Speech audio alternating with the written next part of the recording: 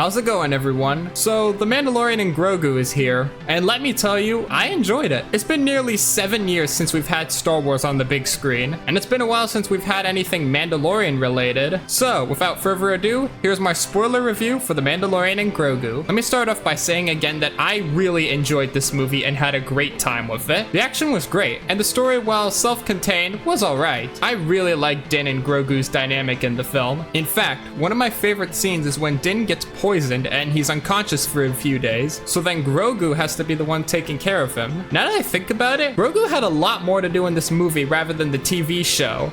I like that. Not to mention seeing Rada the Hutt once again after his debut in the Clone Wars movie was nice. He actually had a bigger part in the story than I thought. He's just trying everything he can to not be defined by who his father, Jabba the Hutt, was. This actually isn't that bad of a character arc for someone like him, and by the end of the movie, he becomes a member of the New Republic. So it might not be the last time we see him, but if it is, I think this is a good conclusion to his arc. Well, with all that, there are some criticisms I have. Thankfully, I can only think of two things. First of all, the pacing is a bit off. And I think I know why. It's because this movie is just a bigger budget version of the show. It feels like 3 episodes mixed into one, which I mean, even if that was the intention, that doesn't really translate well for most audiences. And second of all, what's the point of this movie? Like, no offense, but seriously, this really does feel like something that you could translate into a hypothetical season 4 for the original show, albeit with some adjustments due to budget. To be honest, it's most likely Disney just wanted a new Star Wars film, so they took 2 of their most popular